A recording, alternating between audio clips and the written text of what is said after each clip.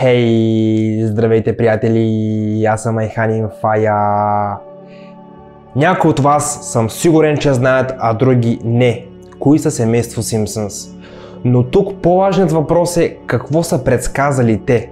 И още по-важният въпрос е какво са предсказали те за 2021 година. Това, което ще чуете в този видеоклип, ще ви шокира напълно. Трябва да сте готови да чуете истината. Симпсънс са предсказвали не малко бъдещето. Симпсънс са имали много епизоди, в които са предсказвали президента на САЩ, глобалното затопляне и още куп проблеми на обществото. Видеоклипът ще е много интересен. Именно за тази цел ще ви помоля от сърце и душа. Преди да започне видеоклипа, абониране с камбанка, един лайк, един коментар и едно споделяне. А сега ви желая приятно гледане, приятели!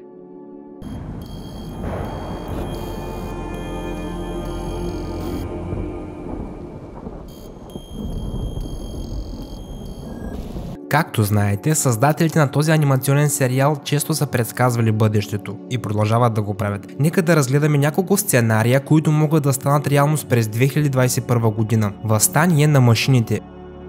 В четвъртият епизод от 6-тият сезон действието се развива в голям развлекателен парк. Наред с развлеченията в парка, Симпсън се натъква на нещо странно. Голямо количество роботи. В един момент те престават да слушат своите създатели и започват да унищожават всичко, каквото се движи в околността. Както може да се разбере по сценария, случва се нещо като въстание на машините. Много хора мислят, че Симпсънс отново са успели да предскажат бъдещето, което е въпрос на време. Кога ще се случи?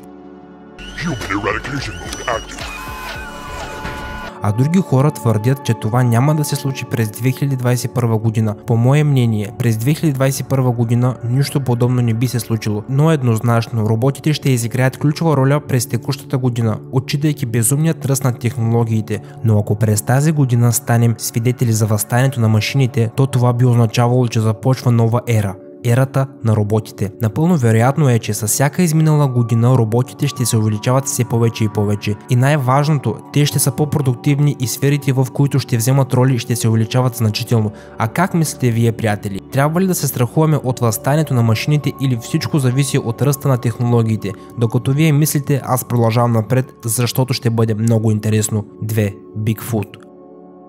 Създателите на Симпсънс активно си заимстват с персонажи от различни митове и легенди, интегрирайки в тях своите сюжети. В една от сериите на семейство Симпсънс се появява Бигфут. По сюжета снежният човек се забелязва от Барт.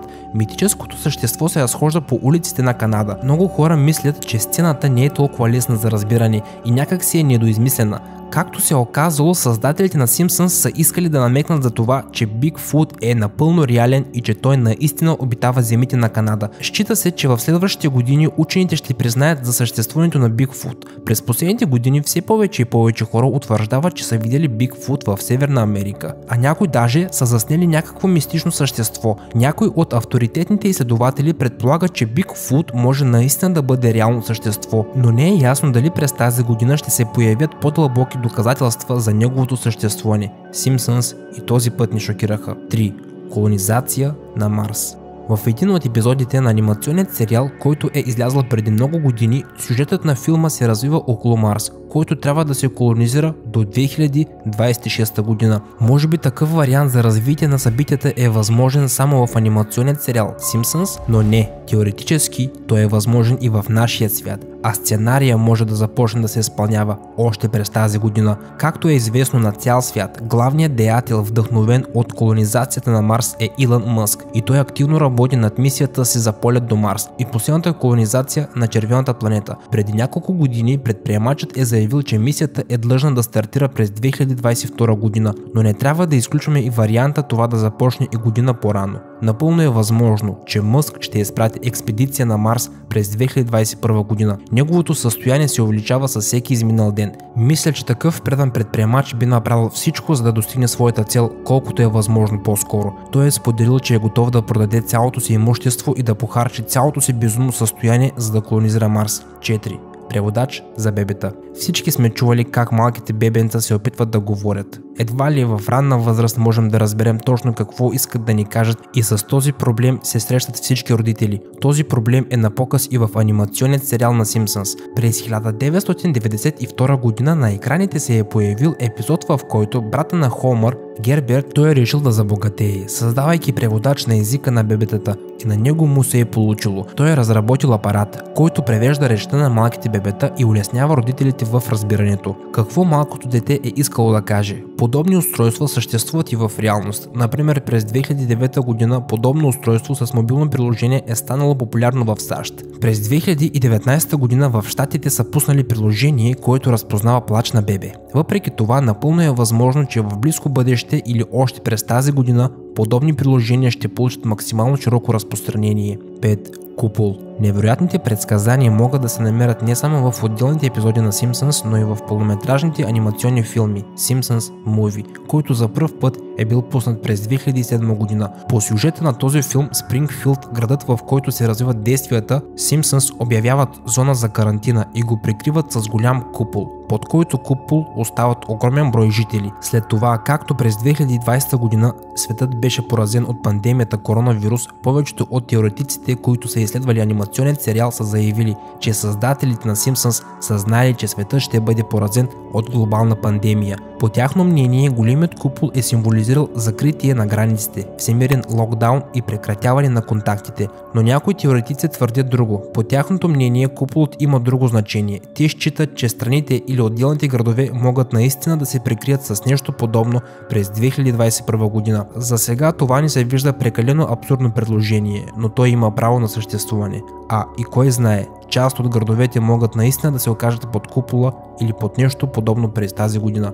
Разбира се, никой не би искал това. 6. Апокалипсис. 1 ноември 2020 година в САЩ е излязъл четвъртият епизод от 32-я сезон на Симпсънс с названието Къщата на ужасите. Хелуинската серия е показала 3 кратки истории на Симпсъните и кратко въведение към тях. В началото на епизода зрителите са видели изборния ден в Спрингфилд. Това са били президентските избори в САЩ през 3 ноември. По сюжета на филма Марш съобщава на Хомър да се придвижи към избирателния участък, както и той прави. Там Хомър чува изказването на Тръмп за последните 4 години, след което той решава, че е нужно да действа. След като Хомър е гласувал, се оказва, че всъщност той е заспал и е сънувал на своят хамак, без да е ходил на изборите. А какво може да се случи, че не съм гласувал, казва той, и не се оказва прав. На следващите кадри се показва горящ и разрушен Спрингфилд, който се управлява от агресивни роботи. До това състояние градът е дошъл през 20 януари 2021 година. Също в този епизод се показват 3 конника, които гласят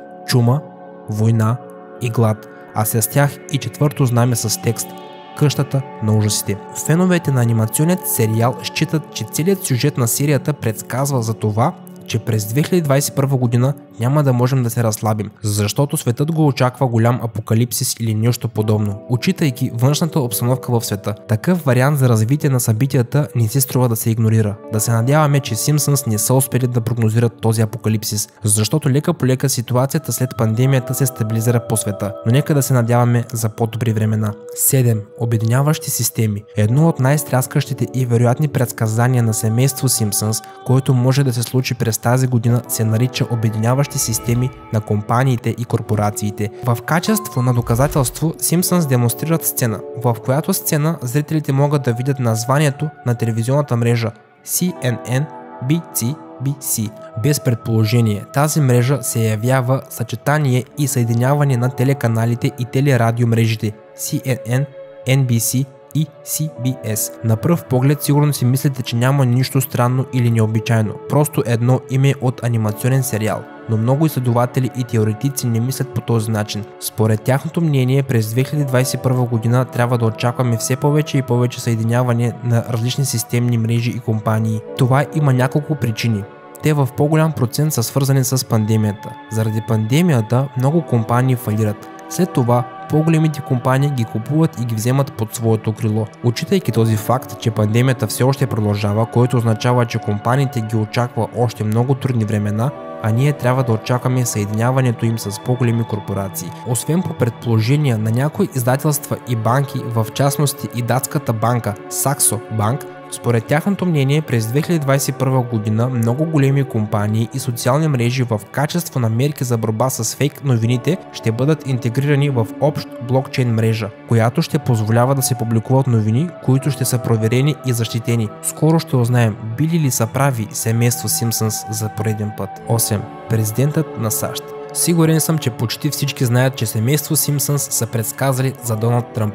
По сюжета на епизода с название Барт в бъдещето е излязло през 2000 година. Президентът на САЩ се явява именно Тръмп, който след това се смесва с поста на Лиза Симпсън. Феновете на анимационният сериал са намерили още едно предсказание. Президентът на САЩ ще е жена за пръв път в историята на САЩ, след което през ноември миналата година в САЩ минаха изборите, при което е избран Джо Байден. Започнали са да се появяват теории за това, че сценария на семейство Симпсънс може частично да се промени през 2021 година. Както знаете, вице-президента на САЩ при Байден стана Камала Харис. Много експерти твърдят, че именно тя ще стане първата жена президент на САЩ и това може да е много скоро. По тяхното мнение, Байден е стар и той няма да успее да издържи до края на своят мандат. Именно след неговото тръгване на пост ще дойде именно Харис, както се полага по конституция. А следователно, сцената от серията Барт в бъдещето ще стане реалност. Не е изключено това да се случи и през 2021 година. И това беше всичко, приятели. Аз съм Айхан Инфая. Ако видеоклипът ви е харесал, ще се радвам за един лайк, един коментар и едно споделяне. Също така не забравяйте да се абонирате за моят канал с камбанка, за да получавате първи уведомления за моите нови видеоклипове. Чао, приятели, и до скоро!